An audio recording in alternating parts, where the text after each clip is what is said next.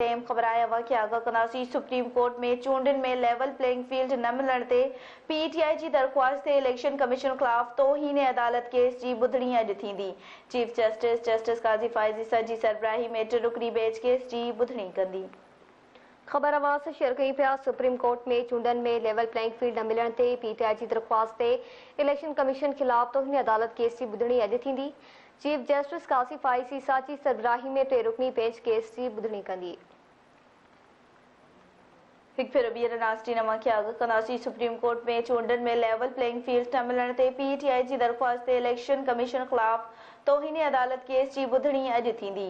Chief justice काज़ी फ़ाइज़ ईसा जी सरबराही में 3 रुकनी bench case जी ॿुधणी कंदी। खबर अवां शेयर कई पिया। सुप्रीम कोर्ट में चूंडनि में लेवल प्लेइंग फील्ड न मिलण ते पीटीआई जी दरख़्वास्त इलेक्शन कमीशन ख़िलाफ़ तौहीन अदालत केस जी ॿुधणी अॼु थींदी।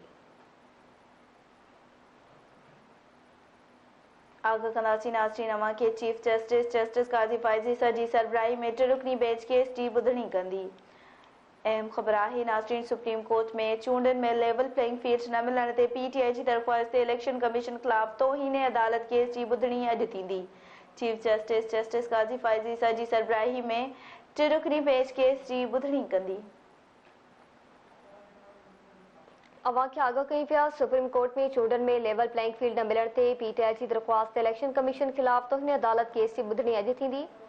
चीफ जस्टिस काज़ी फ़ाइज़ ईसा जी सरबराही में 3 रुकनी बेंच केस जी ॿुधणी कंदी। तफ़सील मालूम कंदासीं। ब्यूरो चीफ इस्लामाबाद नज़ीर चारण खां। जी नज़ीर आगाह कजो।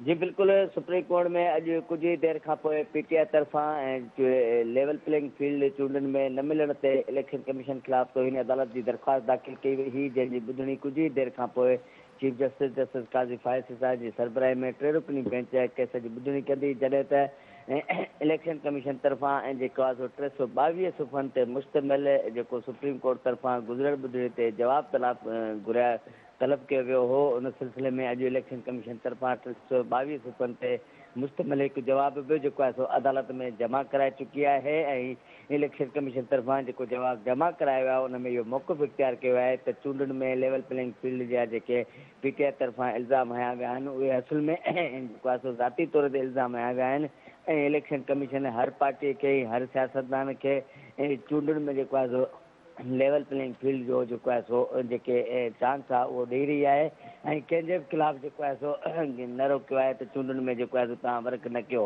अॼु जेको आहे सो कुझु ई देर खां पोइ चीफ जस्टिस काज़ी फ़ाइज़ ईसा जी सरबराही में पीटीआई जी दरख़्वास्त ते चूंडनि में लेवल प्लेइंग फील्ड न मिलण ते इलेक्शन कमीशन जे ख़िलाफ़ दाख़िल दरख़्वास्त ॿुधणी शुरू थियण वारी आहे। जी ठीकु आहे। नज़ीर आवाज़ सां गॾु टेलीफोन लाइन ते मौजूदु रहिजो।